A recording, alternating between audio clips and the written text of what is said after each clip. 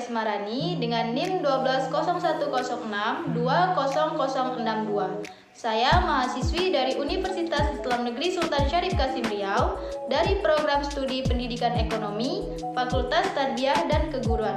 Video ini saya buat untuk tugas ujian akhir semester saya dalam mata kuliah Manajemen Pemasaran yang diampu oleh Bapak Hendra Riopita MM.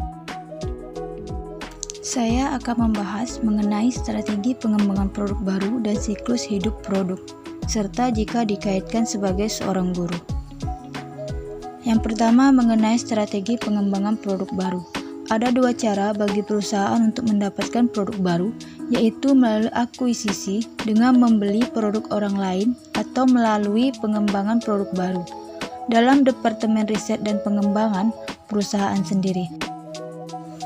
Produk baru yang dianggap sebagai produk orisinil adalah pengembangan produk modifikasi produk dan merek baru yang dikembangkan perusahaan melalui usaha riset dan pengembangan merek sendiri. Yang kedua, proses pengembangan produk baru. Agar berhasil menciptakan produk baru, perusahaan harus memahami pelanggan, pasar, dan pesaing serta mengembangkan produk yang bisa memberi nilai yang unggul bagi pelanggan. Karena itu, perusahaan harus mempunyai rencana produk baru yang kuat dan mempersiapkan proses pengembangan produk baru tersebut secara sistematis. Melalui tahap pengembangan produk itu ada pencarian ide, penyaringan ide, pengembangan dan pengujian konsep baru, serta pengembangan strategi pemasaran. Yang ketiga ada mengatur pengembangan produk baru. Pengembangan produk baru yang berhasil perlu berpusat pada pelanggan, berdasarkan tim dan usaha yang sistematis. Ada tiga. Yang pertama, pengembangan produk baru yang berpusat pada pelanggan, di mana pengembangan produk baru berfokus pada menemukan cara baru untuk memecahkan masalah pelanggan dan memberikan kepuasan yang lebih baik. Caranya adalah dengan melakukan diferensiasi dengan menawarkan proposisi nilai pelanggan yang lebih menarik. Yang kedua, mengembangkan produk baru berdasarkan tim. Banyak departemen bekerja sama membentuk tim untuk melewati beberapa tahap dalam proses pengembangan produk baru untuk menghemat waktu dan meningkatkan efektivitas. Tim ini biasanya meliputi Departemen Pemasaran, Keuangan, Desain, Produksi, dan Hukum, bahkan pemasok dan perusahaan pelanggan. Yang ketiga, pengembangan produk baru yang sistematis. Proses pengembangan produk baru lebih baik secara holistik dan sistematis daripada secara acak agar ide baru dan bagus lebih banyak muncul. Untuk hal itu, perusahaan dapat memasang sistem manajemen inovasi guna mengumpulkan, meninjau, mengevaluasi, dan mengatur ide produk baru. Dari hal tersebut, pendekatan sistem manajemen inovasi bisa membantu menciptakan budaya inovasi dan memberikan ide yang bagus untuk dikembangkan secara lebih sistematis dalam menghasilkan produk baru yang lebih baik lagi.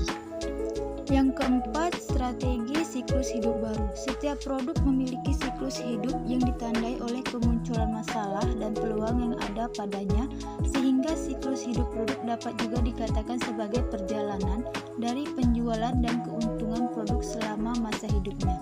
Ada 5 tahap siklus hidup produk, yaitu pertama, pengembangan produk, pengenalan, pertumbuhan, kedewasaan, dan yang terakhir penurunan. Berdasarkan hal tersebut, dapatlah disusun strategi pemasaran untuk setiap tahapnya, seperti yang pertama, strategi pengenalan produk terlebih dahulu, yang kedua, strategi pertumbuhan produk tersebut, yang ketiga, ada strategi tahap kedewasaan produk, dan yang terakhir ada strategi tahap penurunan produk. Selanjutnya, mengenai strategi pengembangan produk baru dan siklus hidup baru sebagai guru. Yang pertama, strategi pengembangan produk baru sebagai guru. Jika saya menjadi seorang guru, maka saya akan mengembangkan strategi pembelajaran agar siswa-siswi mudah memahami materi yang saya sampaikan, misalnya memberikan contoh yang pernah terjadi pada pengalaman siswa-siswi tersebut. Yang kedua, proses pengembangan produk baru sebagai seorang guru. Jika saya menjadi seorang guru, maka saya harus memahami perilaku atau watak gaya siswa-siswi tersebut dalam memahami materi yang saya sampaikan. Jika cara belajar yang saya berikan tidak mendapatkan respon dari siswa-siswi, maka saya harus mencari atau menciptakan ide baru belajar yang dapat mudah dipahami oleh siswa-siswi tersebut. Yang ketiga, mengatur pengembangan produk baru sebagai seorang guru. Jika saya menjadi seorang guru, maka saya harus menciptakan ide-ide dalam merancang sistem pembelajaran baru yang mampu membuat peserta didik dapat mencapai tujuan pembelajarannya dengan penuh rasa puas. Pengembangan sistem pembelajaran dapat dianalisis dari serangkaian tugas pendidik dalam menjalankan tugas pokoknya, yaitu melalui dari merancang, melaksanakan sampai dengan mengevaluasi pembelajaran. Sekian dari penjelasan saya, semoga bermanfaat. Teman-teman jangan lupa like, comment, and subscribe ya. Wassalamualaikum warahmatullahi wabarakatuh.